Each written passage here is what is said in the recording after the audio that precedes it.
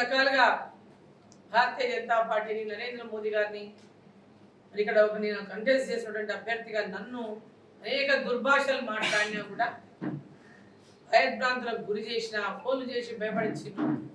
Youth పిల్లలు తిరుగుతుంటే వాళ్ళ తల్లిదండ్రులకు ఫోన్లు చేసి భయపడించిండ్రు. వాళ్ళ నాయకులు తిరగొద్దు, భద్రం, నీ కొడుకులు భద్రం, తిరగొద్దని చెప్పని తల్లిదండ్రులను భయపడించిండ్రు. ఎవరు ఎన్ని రకాలుగా భయపడినా కాంగ్రెస్ పార్టీకి ఓటు వేసినాం, మొన్న గెలిపించినాం, 6 గ్యారెంటీలు అని చెప్పిండ్రు, మోసం చేసిండ్రు. 6 గ్యారెంటీల కోసం ఓటు వేసినాం, 6 గ్యారెంటీలు ఇంకా వాళ్ళు నెరవేర్చగలరు, ఇంకా హామీలు ఇంప్లిమెంటే చేయలేదు, అమలు చేయలేదు.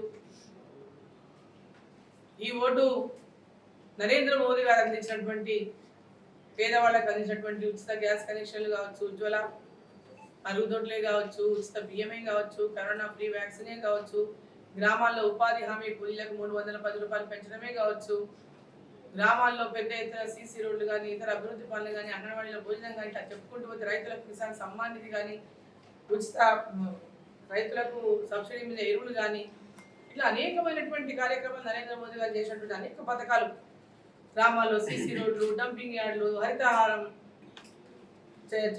రైతు వేదికలు, అదేవిధంగా శ్మశాన వాటికలు, ప్రకృతి వనాలు, ఇట్లా ప్రతి ఒక్క అభివృద్ధి కార్యక్రమాలు, రోడ్లు, రైలు మార్గాలు, విద్యాపరం, వైద్యపరంగా అన్ని రకాలుగా నరేంద్ర మోదీ గారు అందిస్తున్నటువంటి సహాయాన్ని, అభివృద్ధిని ప్రజలకు చేరువజేయడంలో భారతీయ జనతా పార్టీ విజయం సాధించిందనే చెప్పాలి. ప్రజల్లోకి చేరగలిగింది. ఈ పథకాలన్నీ కూడా నరేంద్ర మోదీ గారు అందిస్తున్నటువంటి పథకాలని ప్రజలు తెలుసుకోగలిగిండ్రు. ఇన్ని రోజులు మొన్న అధికారంలోకి కాంగ్రెస్ పార్టీ రాకముందు ఉన్నటువంటి బీఆర్ఎస్ ప్రభుత్వం అన్ని వాళ్లే చేస్తున్నట్టు చెప్పుకున్నారు. ఇప్పుడు వచ్చినటువంటి కాంగ్రెస్ ప్రభుత్వం అన్ని వాళ్లే చేస్తామని చెప్పుకుంటున్నారు.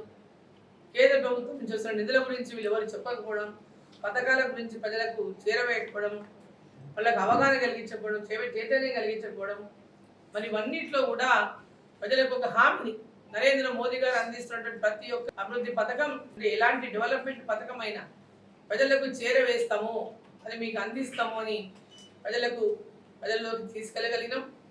పెద్ద ఎత్తున ప్రజలందరూ కూడా ఇవాళ భారతీయ జనతా పార్టీకి ఏక లక్ష్యంతో దేశంలో నరేంద్ర మోదీ గారు ఉండాలి, ఈ ఓటు మోదీ గారికే, దేశం కోసం, ధర్మం కోసం అని ప్రతి ఒక్కరు ఎక్కడ చూసినా ఇవాళ గ్రామాన ఉన్నటువంటి రైతులు కానీ, మహిళలు కానీ, యువకులు కానీ ప్రతి ఒక్కరు బీసీ, ఎస్సీ, ఎస్టీ కూడా పెద్ద ఎత్తున ఈసారి ఎస్టీలు భారతీయ జనతా పార్టీ వైపు ఏకపక్షంగా ఇవాళ ఓటింగ్ చేసినటువంటి పరిస్థితిని గ్రామాల్లో, తాండాలలో కనిపిస్తాం. సో ఈ ఎన్నికల్లో తప్పకుండా భారతీయ జనతా పార్టీ మహబూబ్నగర్ పార్లమెంటు స్థానం 100కి 200% మంచి మెజార్టీతో విజయం సాధిస్తున్నాం. అదేవిధంగా ఖచ్చితంగా 2 లక్షల నుంచి 3 లక్షల మధ్యలో మెజార్టీ కూడా సాధిస్తామనేటువంటి నమ్మకాన్ని, విశ్వాసాన్ని వ్యక్తం చేస్తా ఉన్నా. రాష్ట్ర వ్యాప్తంగా కూడా 12 స్థానాలను భారతీయ జనతా పార్టీ గెలుచుకోబోతా ఉందని ఈ సందర్భంగా తెలియజేస్తూ